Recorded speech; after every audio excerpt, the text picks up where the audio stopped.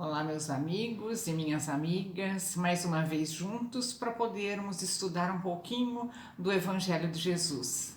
Vamos pedir aos nossos amigos espirituais que sempre nos protegem, nos orientam, pedindo para que continuem nos sustentando, nos esclarecendo sempre da melhor maneira possível e, mais importante ainda, nos intuindo, nos estimulando a aplicarmos todos esses ensinamentos no nosso dia a dia. Que assim seja. Hoje nós vamos falar sobre o primeiro capítulo do Evangelho segundo o Espiritismo. Esse capítulo é denominado Eu Não Vim Destruir a Lei. E ele começa com as 3 revelações, que são Moisés, Jesus e Kardec, o Espiritismo, né? Então esse capítulo começa falando das 3 revelações divinas.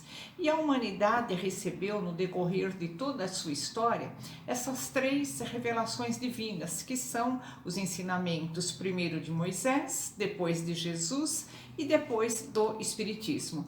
Revelação, então, essa palavra vem do verbo mais velar, né? Significa tirar esse véu, remover esse véu, desnudar, né? Figuradamente quer dizer descobrir, fazer uma coisa que não é conhecida ser conhecida, alguma coisa que está escondida ser descoberta, né? Então, de uma forma mais ampla, a revelação é qualquer ideia nova que nos coloca a par daquilo que ainda não sabemos ou que não sabíamos até aquele momento. E revelação é sempre uma ação divina que comunica a nós, homens, né, os desígnios de Deus e a verdade que esses desígnios envolvem, né? Então, assim, o caráter de toda revelação deve ser sempre a verdade. Se não for uma verdade, nós não podemos considerar como uma revelação, seria um boato. Então, olha, o caráter de toda revelação é sempre a verdade, não é? E do ponto de vista especial, falando particularmente da fé religiosa, a revelação ela diz respeito mais particularmente àquelas coisas espirituais que o homem não pode descobrir por meio dos seus próprios sentidos. Ele é ainda muito cru, vamos dizer assim, né? Sendo que esse conhecimento então lhe é dado por Deus, esse algo mais que ele não pode descobrir somente através dos seus 5 sentidos, né? Então essa revelação, esse algo mais é trazido até ao homem, até aos homens, através de mensageiros, né? Emissários divinos que nos dão a entender certas coisas que os nossos sentidos físicos não captariam. Então, nesse caso, a revelação ela é sempre feita através de homens já predispostos, predesignados, né? Designados também pelos nomes de profetas, messias, missionários, incumbidos de transmitir essas verdades, essas revelações aos homens. Isso sob o ponto de vista da fé religiosa. Agora, do ponto de vista científico, a revelação são todas aquelas investigações da ciência que nos fazem conhecer fenômenos, nos fazem conhecer leis da natureza que antes nós não imaginávamos, que antes nós desconhecíamos, né? Então, assim também, olha, todas as ciências que nos fazem conhecer aqueles mistérios da natureza são revelações, sim. E podemos dizer, então, que para a humanidade há uma revelação incessante. A ciência nos traz verdades, a ciência nos traz revelações incessantemente, desde os tempos lá dos primórdios da existência da Terra até hoje. Quanta coisa a ciência já não revelou, nos revelou, descobriu, nos deu a conhecer, não é? Tudo para o bem maior de todos nós. E Chico Xavier, no livro O Consolador, na questão número 271, ele nos diz que a humanidade ele recebeu a revelação divina em 3 aspectos essenciais. Então, essas 3 revelações, cada uma delas teve o seu aspecto essencial, aquilo que foi bem marcante para aquela revelação, né? Então, Chico Xavier, nesse livro Consolador, ele nos diz que a primeira revelação foi Moisés, trouxe a missão da justiça. Vamos gravar isso, Moisés, justiça, né? A segunda revelação, que foi Jesus Cristo, trouxe a força insuperável do amor, um aspecto essencial dessa revelação de Jesus, a força insuperável do amor, justiça de Moisés, amor de Jesus. E a terceira revelação, o Espiritismo, nos trouxe a sublime tarefa da verdade. Então, a justiça, o amor e a verdade. Vamos guardar isso, que nós vamos fechar a nossa exposição com esses 3 itens. Então, a primeira revelação, que ela tem Moisés como referência, não é?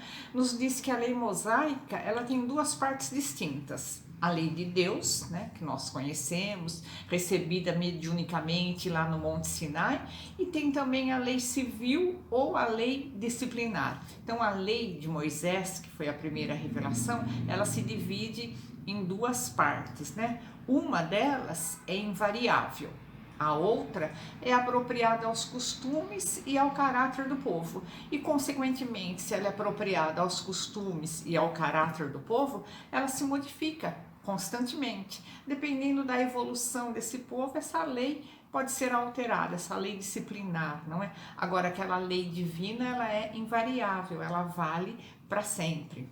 Então, assim, para imprimir autoridade às suas leis, Moisés atribuiu a elas origem divina. Por quê?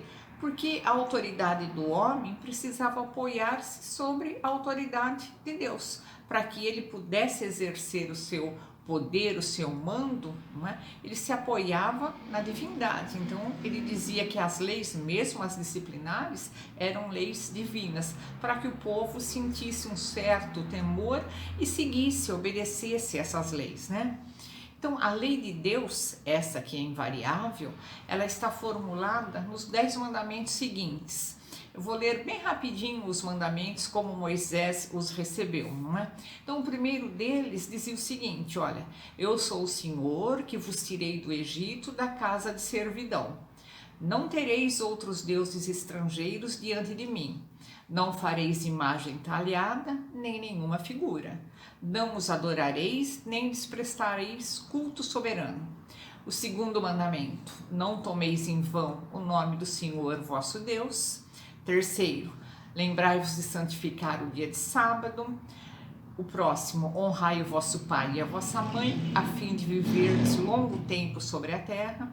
Um outro mandamento, não matareis. Não cometereis adultério, não furtareis, não trareis falso testemunho, não desejareis a mulher do próximo e não desejareis a casa, os bens do próximo também. Então, resumidamente, esses são os 10 mandamentos recebidos mediunicamente por Moisés lá no Monte Sinai, né? E essa lei, então, esses mandamentos é de todos os tempos e de todos os países, vale para todos os lugares e para todos os tempos, né? Por isso mesmo que ela tem um caráter divino, é inalterável, vale para sempre. E todas as outras formas de conduta, elas foram estabelecidas por Moisés. Por quê? Moisés era obrigado a manter, pelo temor até, né, aquela lei mais dura, ele tinha que manter esse povo naturalmente, esse povo era naturalmente turbulento, indisciplinado, milhares de pessoas por anos e anos, para que ele conseguisse conduzir, ele tinha que ter umas leis duras, né? Manter esse povo mais assim submisso, até por esse temor mesmo, né? Ele tinha que combater aqueles abusos enraizados, aqueles preconceitos que esse povo já tinha, já trazia, não é? Então era uma situação bem difícil, bem complicada. Então, para dar autoridade às suas leis, Moisés lhes atribuiu origem divina. E assim como fizeram vários legisladores daqueles povos primitivos, né? Sempre dizendo que a autoridade deles estava baseada na autoridade divina, para que o povo tivesse um certo temor e seguisse com mais facilidade essas leis, né? Mas só a ideia de um Deus terrível poderia impressionar aqueles homens ignorantes em todos os sentidos, não é? Eles tinham um baixo senso moral, eles não tinham cultura, né? Então só a ideia de um Deus terrível poderia impressionar, causar algum impacto naqueles homens ignorantes, nos quais o senso moral, o sentimento de justiça estavam muito pouco desenvolvidos. E para citar, então, só como assim esclarecimento, a lei disciplinar de Moisés, nós falamos da lei divina, e a lei disciplinar de Moisés, ela compreendia o Pentateuco, são 5 livros, né? O Gênesis, o Êxodo, Levítico, Números e Deuteronômio. Esses são os 5 livros que continham as leis disciplinares no tempo de Moisés, né? E a lei de Deus, o Decálogo, os 10 mandamentos. E ali estava tudo o que nós precisamos, né? Então, 2 das leis disciplinares de Moisés, para a gente citar também, e acho que todo mundo conhece, é aquela famosa olho por olho, dente por dente, não é? Então, se você fizer alguma coisa com a sua mão será cortada, será essa punição. Então, uma coisa dura, uma coisa assim bem severa, né? Outra lei disciplinar de Moisés, amareis o vosso próximo e odiareis o vosso inimigo. E depois Jesus vem dar uma modificada, uma explicada melhor nessa lei, né? Então Moisés revelou aos homens a existência de um Deus único, soberano, Senhor, orientador de todas as coisas e lançou sim as bases da verdadeira fé, contribuiu muitíssimo, não é? Então nessa primeira revelação, os mandamentos de Deus dados através de Moisés, eles trazem o germe da mais ampla moral cristã. Os 10 mandamentos foram e continuam sendo, né, como um farol assim brilhante, um farol majestoso que iluminou e ilumina toda a humanidade no caminho que ela tem que percorrer e continuará iluminando. Então Moisés trazia consigo as mais elevadas faculdades mediúnicas, quando não se falava em mediunidade naquele tempo, não existia esse termo, ninguém sabia o que era isso, né? E Moisés já trazia essas belas faculdades mediúnicas, né? E o grande missionário dos judeus, foi um grande missionário dos judeus, da humanidade, ele estava habilitado sim a compreender que a lei, ou a base dela, né, os 10 mandamentos, foi lhe ditada por emissários divinos. Ele sabia que aquilo não era dele mesmo, que tinha sido intuído, ele tinha sido inspirado a escrever aqueles 10 mandamentos. Ele sabia que tinha origem divina, né? Então, examinando-se os atos desse homem enérgico, né, nós temos que levar em conta as características da época. Ele tinha que ser daquela maneira, não é? Então, com expressões, com comportamentos diversos, Moisés, ele não poderia dar conta de todas as suas obrigações perante aquele povo, aquela humanidade ainda ignorante, materialista, se ele não fosse um legislador bem severo, né? E Moisés, em hebraico, significa tirado das águas. Ele foi um líder religioso, um legislador, um profeta, não é? Um dos profetas mais importantes do judaísmo e do cristianismo, né? É o grande libertador dos hebreus, tido por eles como seu principal legislador, né? Um dos mais importantes líderes religiosos. Guiou o seu povo através de um êxodo pelo deserto durante 40 anos, né? E esse êxodo, essa travessia, esse caminho, ele começou lá naquela famosa passagem da abertura do mar, né, onde Moisés abre o mar vermelho para possibilitar essa travessia segura dessas pessoas que estavam fugindo daquela opressão do país onde eles viviam, procurando algo melhor, né? E recebeu lá no alto do Monte Sinai essas tábuas de Deus contendo os 10 mandamentos. Então ali nós temos a primeira revelação. A segunda revelação, ela tem a sua personificação em Jesus Cristo. E Jesus não veio destruir a lei, né? A lei de Deus.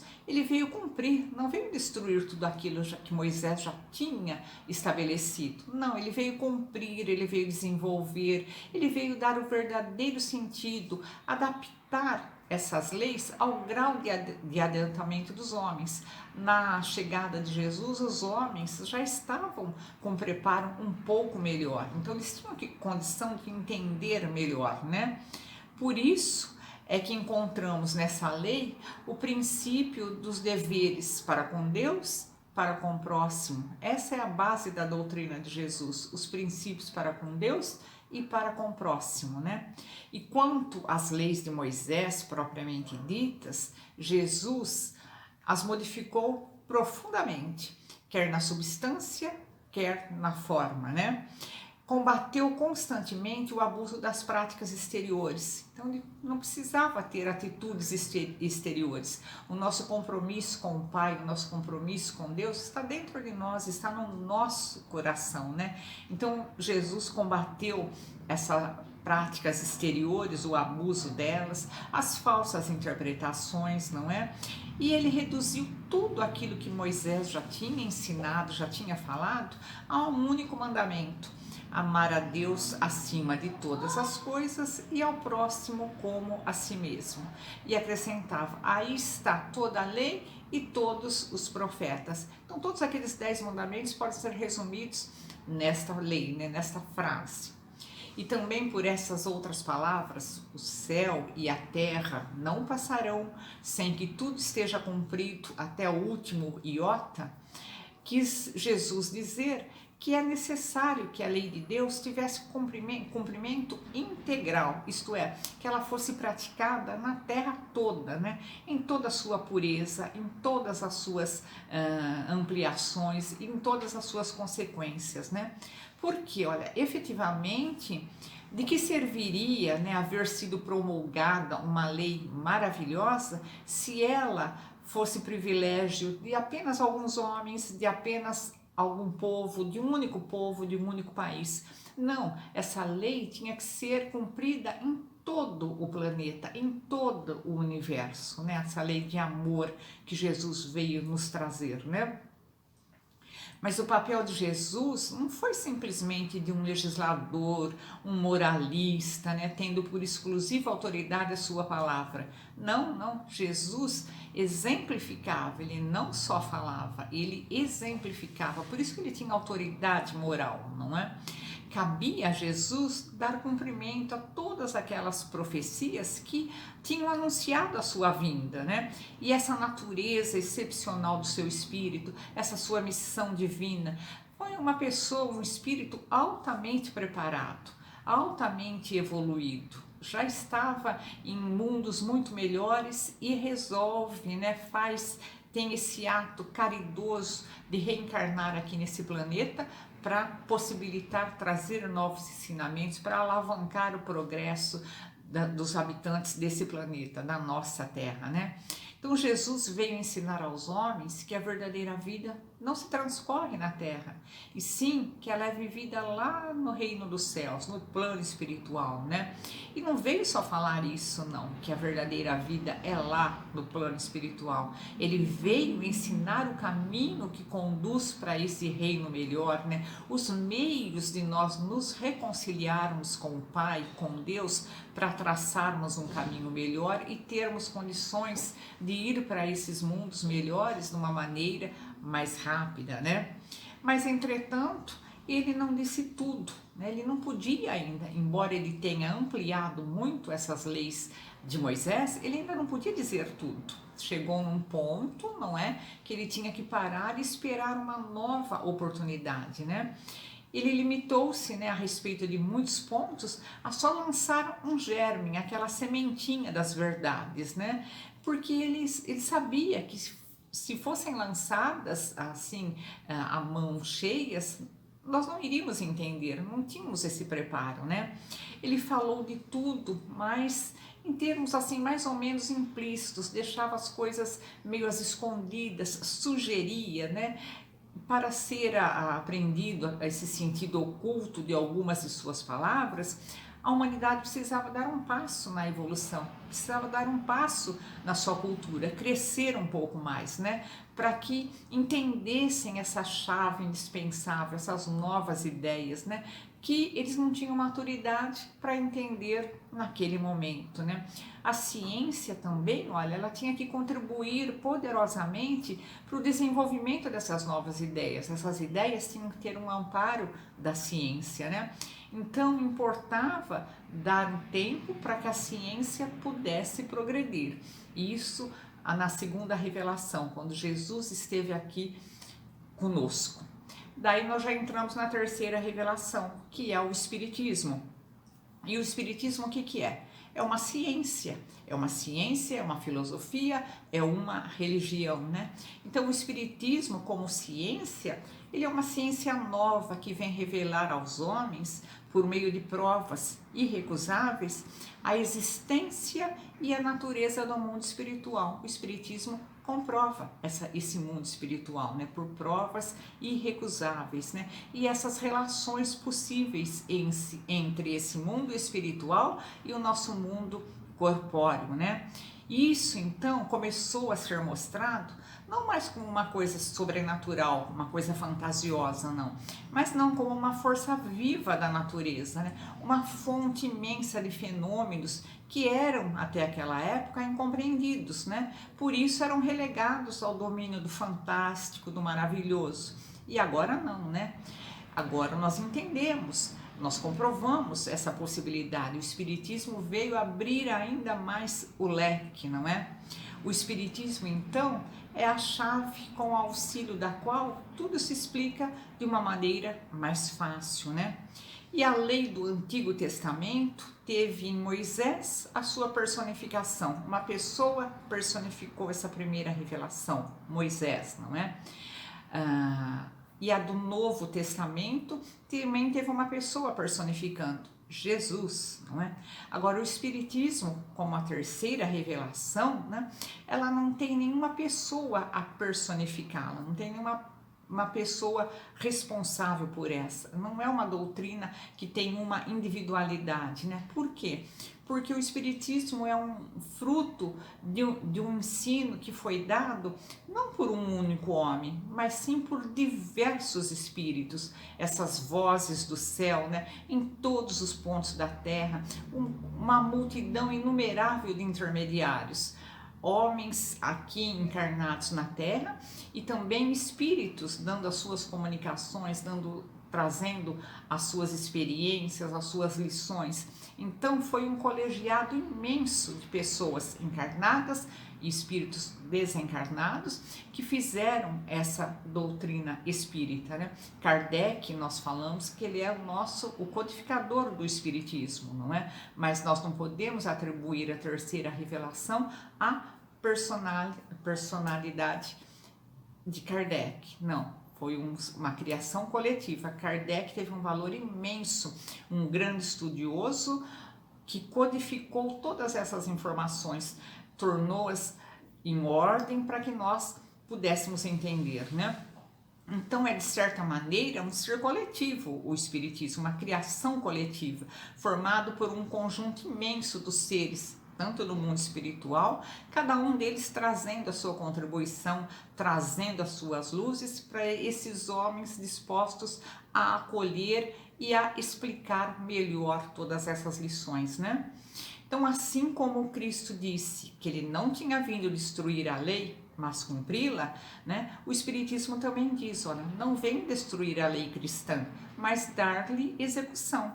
Ele não ensina nada em contrário do que ensinou Cristo, mas desenvolve, completa, explica em termos claros para toda a gente o que foi dito apenas de uma forma alegórica, não é?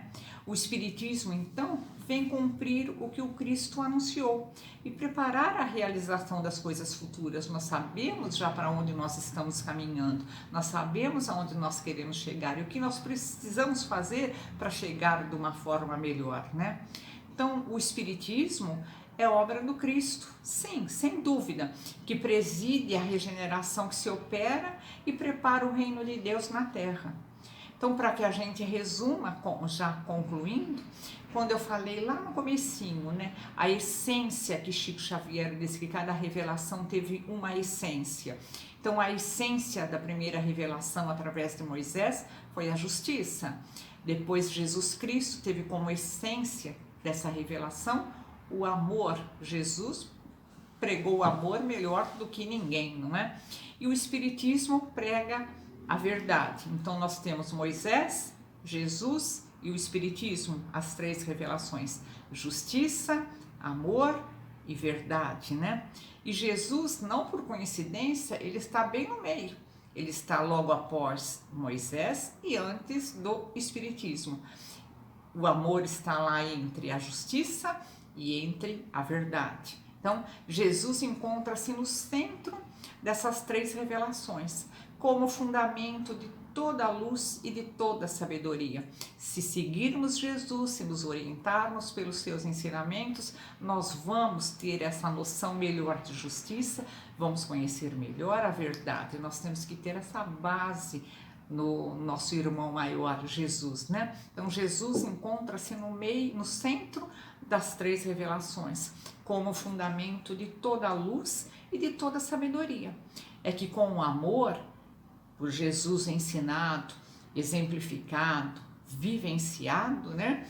A lei manifestou-se na terra no seu esplendor máximo, porque a justiça, que foi trazida através de Moisés, e a verdade, através do Espiritismo, nada mais são que os instrumentos divinos da exteriorização desse amor. Se nós entendermos o amor na sua verdadeira acepção, nós vamos sempre estar sendo justos e estarmos do lado da verdade. Então vamos seguir esses conselhos, né? Sempre tão bons que o plano espiritual nos traz, e a doutrina espírita vem e nos esclarece da melhor maneira possível, como sendo a terceira revelação. Um abraço para todos vocês, amigos, e até a próxima. Olá, amigos, simpatizantes da doutrina espírita, queridos irmãos, mais uma vez aqui juntos, tratarmos do Evangelho segundo o Espiritismo, em que nós abordamos os estudos dentro do Evangelho, naquilo que nos é oferecido, né, como doutrina, como estudo. Então, para hoje, nós vamos abordar o Evangelho segundo o Espiritismo no capítulo 11, onde diz assim... o título do capítulo é Amor ao Próximo como a Si Mesmo, né? E dentro desse capítulo são vários pontos, né? Vários tópicos que são abordados. E um dos tópicos que nós escolhemos é o Dai a César o que é de César, né? Uma passagem conhecida, inclusive é um jargão também conhecido, muito usado. Então, dai a César o que é de César. Nós vamos entrando no nosso estudo, já agradecendo a Deus essa oportunidade de estarmos reunidos, juntos, porque sempre é muito importante, é muito prazeroso falarmos de Jesus, né? Lembrarmos, porque toda vez que nós temos um ente querido, um pai, uma mãe que já se foi, alguma pessoa querida nossa, que está distante por moradia, enfim. Então é sempre prazeroso nós lembrarmos das boas situações, dos bons encontros, né? Daquilo que nos traz saudade. E esses encontros que nós temos tratando do Evangelho, estudando, né? Nos aprimorando, trazendo conhecimento, trazendo luz para nós, nos traz também bastante prazer, né? Saudade não, porque Jesus está presente na nossa vida a todo momento. E Ele preenche sempre o vazio dos nossos corações. Toda vez que nós buscamos, oramos, lembramos que somos filhos de Deus e somos os irmãos mais novos desse irmão querido, né? Sempre o irmão mais velho, ele cuida do pequenininho, né? Ele está sempre zelando do pequenininho. Importante é isso para nós, sabemos que estamos bem amparados, bem cuidados. Então, quando nós abrimos um estudo, seja nós, palestrante, ou enfim, de todas as maneiras que nós temos nossos estudos, dentro do Livro dos Espíritos, dentro do Evangelho, enfim, sempre é importante o quê? Estarmos desligados dos problemas da vida. E é o que nós vamos abordar hoje, né? Dai a César o que é de César. Então, diz assim o Evangelho, né? Essa parte do Evangelho nos traz a seguinte lembrança. Ele está em Marcos, né? Evangelho segundo São Marcos, capítulo 12, no verso 13. Do verso 13 em diante, ao 17. E dentro do Evangelho segundo o Espiritismo, onde Kardec ele extrai dos evangelhos pontos que ele achou assim, que vai nos despertar na condição do crescimento moral, abordando tudo que é necessário que possamos estar inteirados ou estarmos despertos, vamos dizer assim, para o nosso progresso espiritual, né? Então diz assim, dai a César o que é de César, é o título. Então, retirando-se os fariseus, projetaram entre si comprometê-lo no que falasse. E enviaram os seus discípulos, juntamente com os herodianos, que lhe disseram, Mestre, sabemos que és verdadeiro, e não se te dá de ninguém. Por que não levas em conta a pessoa dos homens? Dize-nos, pois, qual o teu parecer? É lícito dar tributo a César ou não? Porém, Jesus, conhecendo a sua malícia, disse-lhes, por que me tentais, hipócritas? Mostrai-me cá a moeda do censo. E eles lhe apresentaram um dinheiro, e Jesus lhe disse, de quem é esta imagem? Esta imagem e inscrição? Responderam-lhe eles, de César. Então lhes disse Jesus, pois dai a César o que é de César, e a Deus o que é de Deus. E quando ouviram isto, admiraram-se, e deixando-se retiraram. Então este é o ponto de Marcos no 12, do 13 ao 17. Agora vamos ver o comentário feito por Kardec. A questão proposta a Jesus era motivada pela circunstância de haverem os judeus transformado em motivo de horror o pagamento do tributo exigido pelos romanos, e levando a problema religioso, né? Numeroso partido se havia formado para rejeitar o imposto. O pagamento do tributo, portanto, era para eles uma questão de irritante atualidade. Sem o que a pergunta feita a Jesus, é lícito dar tributo a César ou não? Não teriam nenhum sentido. Essa questão era uma cilada, pois, segundo a resposta, esperavam excitar contra ele as autoridades romanas, ou os judeus dissidentes. Mas Jesus, conhecendo a sua malícia, escapa à dificuldade, dando-lhes uma lição de justiça, ao dizer que dessem cada um o que lhes era devido, não é? Então, Jesus, conhecendo o coração deles, ali tinha duas situações, ou até mais situações. Um lado seria dos herodianos, que estavam ali para defender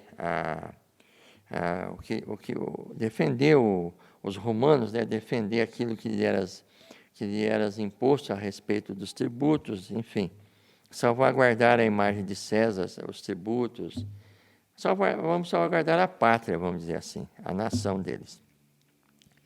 E os judeus que estavam subjugados aos romanos estavam, assim, revoltados com relação aos tributos. Então, Jesus estava no meio desses dois embates, né?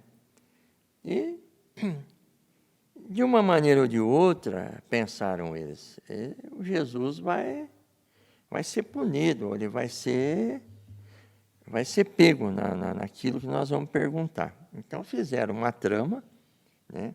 O importante é observarmos aqui a metodologia ou astúcia usada por eles, né?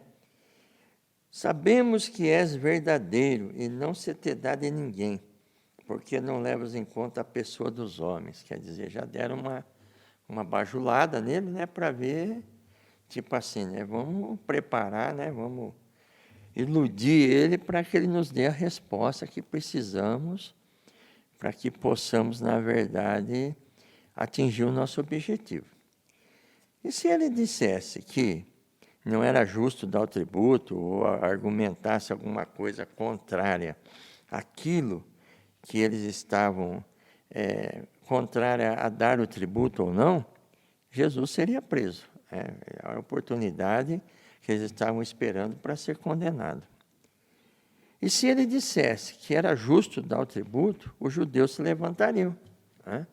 Mas espera aí, estamos esperando aqui o justiceiro, aquele que veio para, né, nos apresentar a libertação, mostrando tantas maravilhas, tantas coisas, e vem apoiar o tributo, né? Vem apoiar o tributo, então nós vamos... Então haveria ali uma grande dissidência, um grande embate, uma grande revolução, vamos dizer assim. Se Jesus fala não é justo dar o tributo, haveria ali uma revolução, né? Porque já havia nessa época vários lugares que já estavam começando as aglomerações contra César, já estava tendo alguns grupos revoltosos, né, querendo se levantar com relação a isso aí. E vira e mexe havia ali pessoas que eram assassinadas, eram mortas por questão de se revoltarem contra César, contra o tributo, ou contra tudo aquilo que os romanos impunham.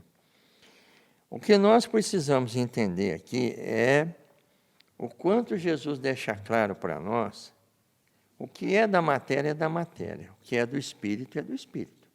Né? Nós temos a necessidade, a obrigação de cuidarmos da nossa matéria. Né? Trabalhar, estudar, temos o lazer, né? Temos tudo aquilo que nos é preparado como suporte para a nossa encarnação. Nós não temos nada. Eu tenho isso, eu tenho aquilo, minha esposa, meus filhos, meu carro, minha casa. Não é nada nosso. Isso nos é dado como suporte, né?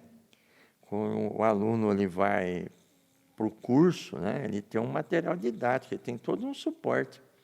Né? Hoje ele tem toda a internet, o seu notebook, suas apostilas, que são os suportes que ele tem fora aquela aula que ele recebe. Então, nós temos nossos suportes para enfrentar uma encarnação.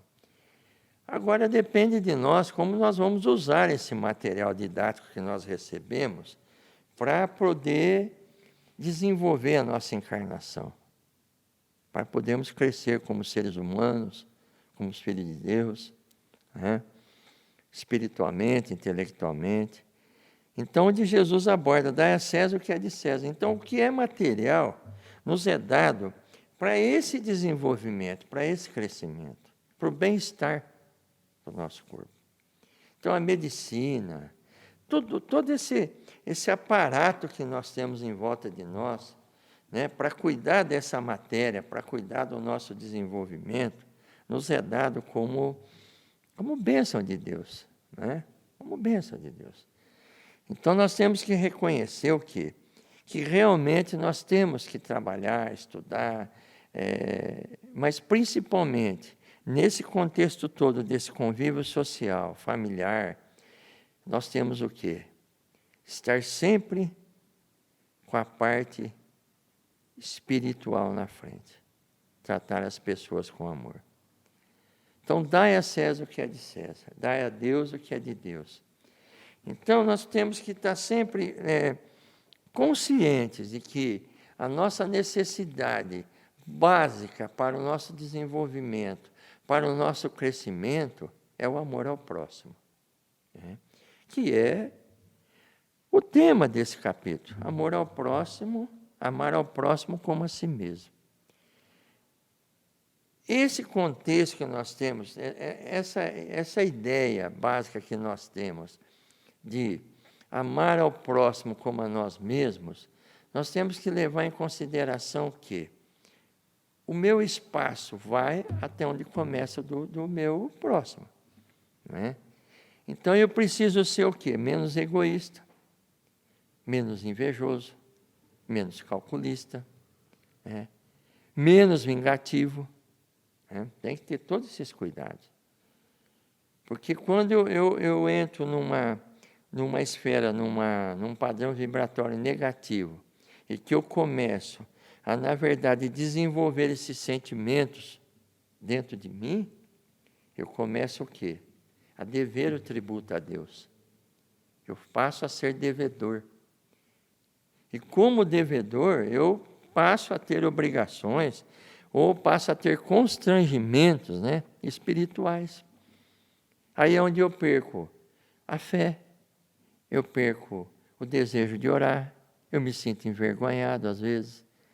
E aí, quando aparece a necessidade, bate à minha porta uma necessidade, em que, na verdade, eu vou usar de todas as possibilidades que eu tenho na vida, seja material, seja de amizade, enfim, todas as influências que eu tenho, aí eu vou chegar num determinado ponto que eu vou falar assim, só Deus.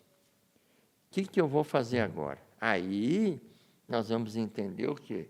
Que somos devedores. Aí nós vamos despertar na situação. Estou devedor. A parte de César, a parte material está legal, estou trabalhando. Mas estou deixando de desenvolver alguma coisa. Estou em débito com alguma coisa. Então, são situações na vida em que nós precisamos sempre deixar uma porta aberta. Somos santos? Não. Somos os melhores? Não. Nós somos espíritas, vamos ficar batendo no peito que a nossa doutrina é verdadeira? Não. O que nós precisamos tomar como base dentro da nossa doutrina, o que é, claro, fora da caridade não há salvação. Então, se eu estou consciente de que, dentro das minhas condições, dentro daquilo que eu aprendi, daquilo que eu sinto necessidade, eu estou fazendo o melhor para o meu próximo, tranquilo. Né? O tributo, qual é o tributo que eu devo a Deus? É um dízimo? É alguma coisa que eu tenho que... Não. Materialmente falando, logicamente que os templos, as casas religiosas, o nosso centro, nós temos aqui as nossas necessidades. Né? Água, luz, temos as despesas, para que tenhamos o local, né? Por enquanto estamos sem as reuniões presenciais, mas que tenhamos o local para se reunir, para ouvir uma palestra. E, independente disso, estamos aí com toda uma tecnologia de internet, de lives, para poder dar aos nossos irmãos a melhor condição possível de estar inteirado naquilo que está sendo falado ou estudado dentro da doutrina. Então, existe custo nisso aí, logicamente. Mas o tributo que nós devemos a Deus, qual é? Qual é? A gratidão. Puxa vida, como nós somos ingratos. Né? Às vezes, com uma coisinha tão pequena, nós já falamos tantas coisas, nos revoltamos, né? E deixamos, às vezes, de usar o melhor sentimento que nós temos para com o próximo, mesmo que esse próximo esteja nos colocando numa situação constrangedora, né? Querendo nos caluniar, querendo nos tirar nossa paz de uma maneira ou de outra, né? Então, nós temos que entender o quê? Qual é o meu tributo com relação a Deus? Gratidão. Gratidão pela vida, gratidão por aquilo que Ele nos deu como material didático, né? Como estamos usando esse termo desde o início, para desenvolver a minha vida, meus filhos, minha vida, minha doutrina, meus irmãos, enfim, meus vizinhos. Tudo isso faz parte do quê? Do meu desenvolvimento. Gratidão. Então, vamos observar bem isso, gratidão. Isso que nós temos que ter. Porque se nós tivermos gratidão e reconhecermos o amor de Deus na nossa vida, amar a Deus de todas as forças, ao teu próximo como a ti mesmo, nós vamos entender que esse amor que Deus nos dá, nós temos condição de multiplicá-lo. Porque nós somos o agente multiplicador de Deus. Deus age nos homens através dos homens. Né? Então, às vezes a pessoa está numa situação tão difícil, né? E nós vamos lá e fazer uma visita para essa pessoa, ou sentimos no coração alguma parte material, alguma coisa, e nós, de repente, apresentamos aquela parte, a pessoa está esperando um socorro de Deus. E nós fomos instrumentos naquela hora. Né? Então, esse desenvolvimento, essa capacidade de entender aquilo que é a manifestação de Deus em nós, quando o nosso coração é tocado para fazer o bem a alguém, uma visita, um telefonema, um WhatsApp, enfim, seja o que for, nós temos que ter essa capacidade de entender e nos colocar à disposição. Dai a César o que é de César, e dai a Deus o que é de Deus. Então, essa máxima de Deus em nós é a parte física, né? A parte carnal, a parte, enfim. Estamos aqui. Né? E a parte espiritual? Aquilo que me foi dado como filho de Deus, como que eu estou cuidando? Né? Então, nós vamos fazer um comparativo, às vezes dentro de uma possibilidade. Né? Vamos dar um exemplo aqui.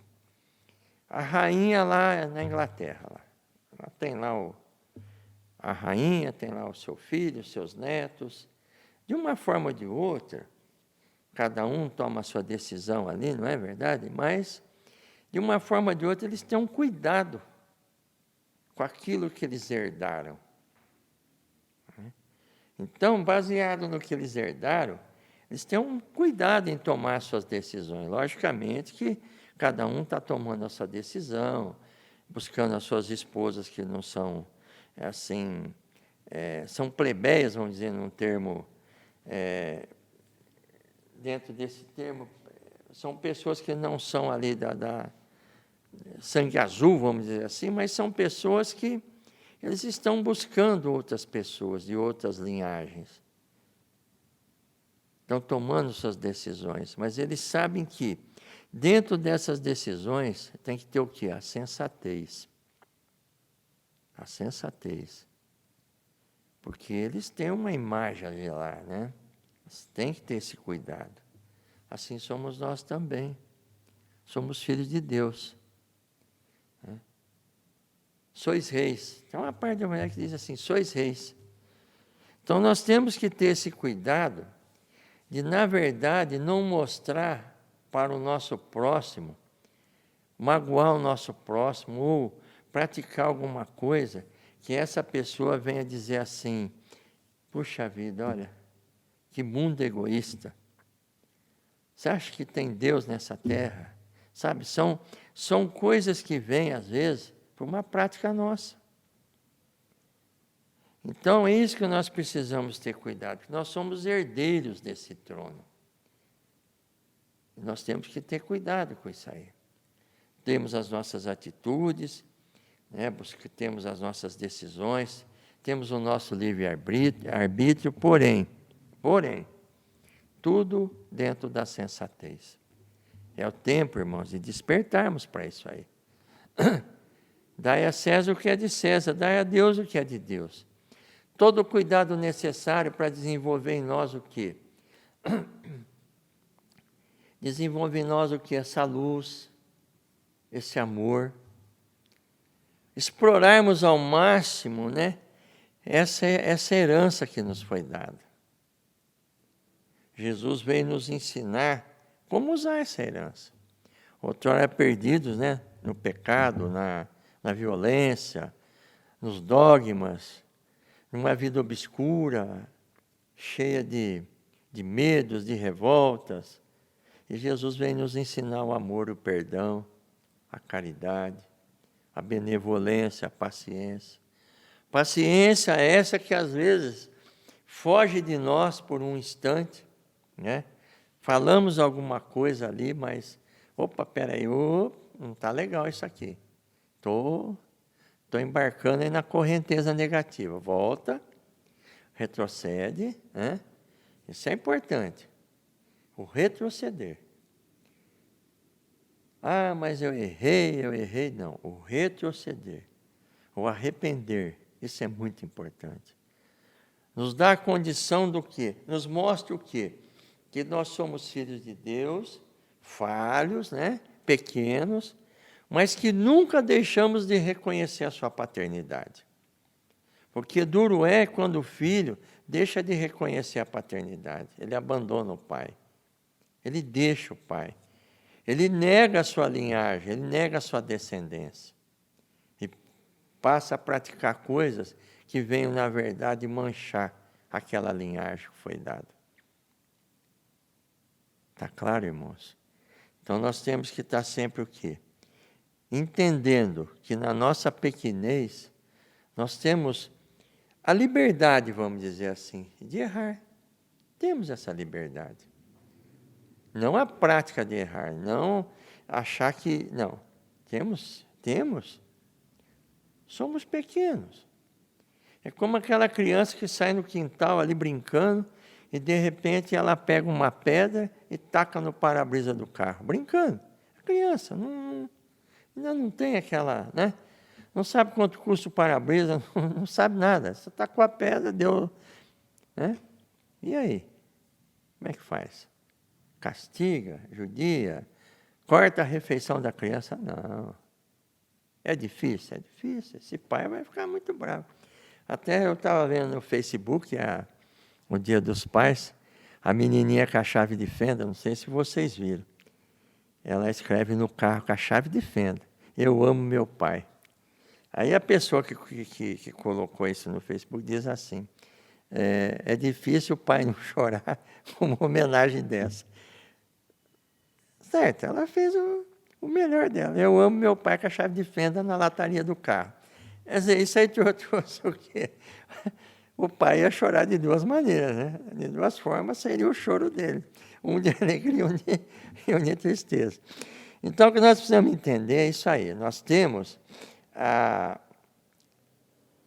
possibilidade de errar, mas maior ainda é a nossa dignidade de nos arrependermos. O quanto é grande isso na presença de Deus. O quanto Jesus veio nos mostrar o quê? Que o quanto nós somos dignos, o quanto nós crescemos quando nós nos arrependemos das nossas faltas. Não é vergonha, não. E fica escondido, põe uma carapuça, né? Põe uma máscara, vamos dizer assim, e vai tocando a vida. Não. Opa, trombei aqui, volta. Trombei ali, volta.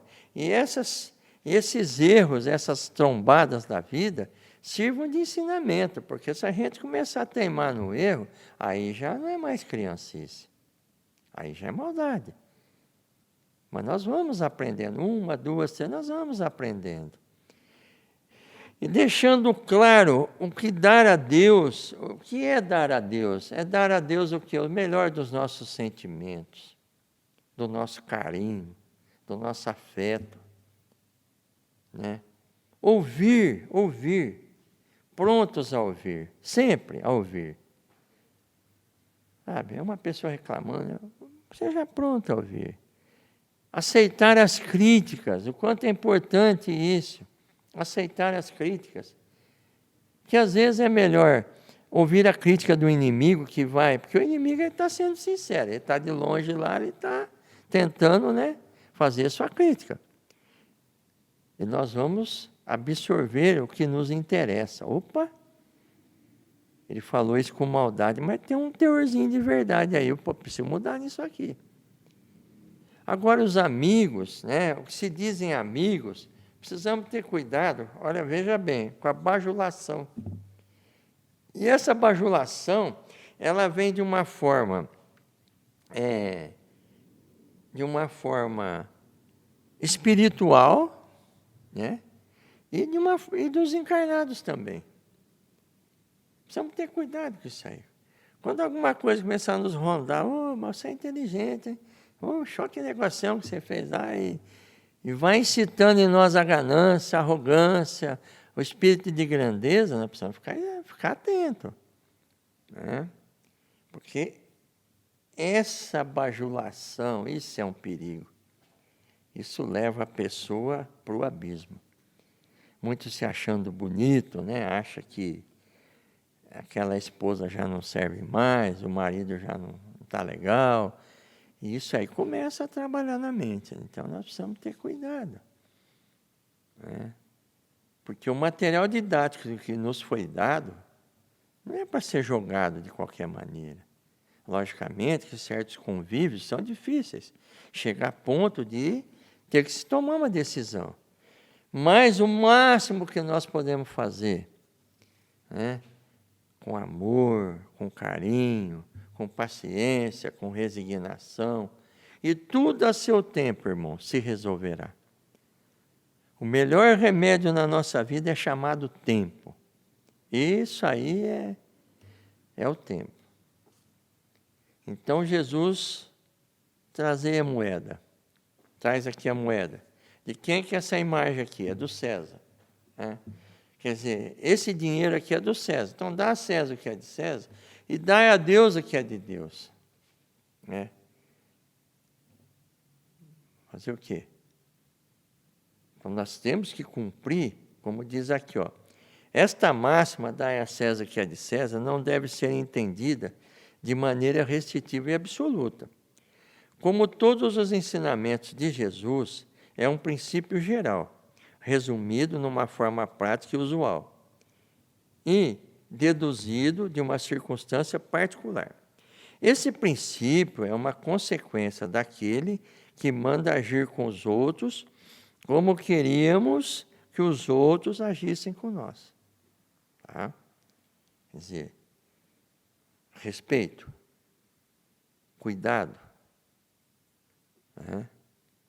Isso vai magoar, isso vai me... Se eu fizer isso para ele, se acontecesse comigo, eu estaria magoado? Opa, peraí, então vamos lá. Né? Condena todo prejuízo moral e material causado aos outros, toda violação dos seus interesses, e prescreve o respeito aos direitos de cada um. Como cada um deseja ver os seus respeitados. Entende-se ao cumprimento dos deveres contraídos para com a família, a sociedade, a autoridade, bem como para os indivíduos, de uma forma geral. Né? Então, nós estamos aqui diante desse capítulo, já fizemos nosso estudo. Né? Logicamente que os combates virão, as dificuldades virão. Estamos cercados de uma dúvida de testemunhas encarnados e desencarnados, nos observando. Aqui era a parte dos herodianos, aqui dos judeus. Então nós temos que estar sempre ávidos, né? Sempre preparados para ouvirmos, pensarmos, analisarmos, e aí sim abrimos a nossa boca ou tomarmos uma decisão. Isso se chama o quê? Prudência. Prudência. Às vezes vem coisas sobre nós que nós não esperamos. É algum momento em que aparece uma pessoa e traz para nós uma situação constrangedora, uma situação difícil, e nós já nos revoltamos, já nos desequilibramos, já deixamos de dar a Deus a sua parte. Por isso nós temos que estar sempre quê? Equilibrados. Sempre olhando as coisas numa ótica positiva. Opa, espera aí. Isso aqui está vindo para me testar, ou para me ensinar alguma coisa. Temos que ter sempre na vida o quê? Que as coisas que acontecem conosco servem do quê? De aprendizado. Faz parte do nosso material didático. Agora, como alunos que somos, vamos sempre observar o quê? O que esta prova, o que esta situação, o que esta pessoa que tanto me persegue está me trazendo de positivo. Precisamos o quê? Desenvolver a paciência, a resignação, o perdão, a caridade. Se todo mundo for amigo, então tem os espinhos, para mostrar para nós o quê? Como eu estou com os meus tributos perante Deus. Então essa é a nossa explanação de hoje para nossas reflexões. Espero que possamos assim entender o que é de César, o que é de Deus, porque Jesus deixou isso bem claro para nós. Bem claro. Ele se alimentava, ele caminhava, ele comia com os publicanos, com os pecadores, ele atendia os necessitados de toda maneira, mas nunca deixou de ser Jesus. Nunca deixou de se envolver. Seja o padrão que for, vocês viram aqui, ele percebeu a astúcia daqueles homens, mas não se irou, não se irritou, não. Ele usou de sabedoria, buscou aquilo que ele tinha de excelência, a luz de Deus em si, desenvolvida através de milênios e milênios, crescendo como ser humano, chegar à estatura de um varão perfeito, Jesus Cristo. Então essa é a nossa mensagem de hoje. Agradecemos a todos. Agora nós vamos fazer oração para a finalização da nossa reunião. Senhor, te damos graça, querido irmão, querido mestre, os mentores da casa, nossos amigos espirituais, todos que nos assistem. O nosso agradecimento por estar assim nos ouvindo, nos ajudando com as vibrações.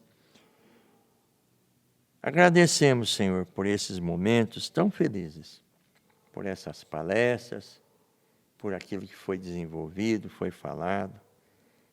E te pedimos, Senhor, luz, entendimento, paciência e tudo aquilo que nós temos de necessidade, Senhor, para podermos entender o que é de César, o que é de Deus, e em ambas as maneiras, Senhor, fazer sempre o melhor de nós. Senhor, vibramos por esta casa, vibramos por aqueles que, na verdade, administram, cuidam dessa casa, vibramos, Senhor, por aqueles que estão nos hospitais, pelas famílias que estão aí, Senhor, velando os seus entes queridos. Vibramos pela nossa nação, pelas autoridades, para que haja sempre paz, para que possamos sempre, de uma forma, Senhor, estarmos louvando e bendizendo o seu nome. Nos ajuda em tudo, nos dá entendimento em tudo. Que assim seja.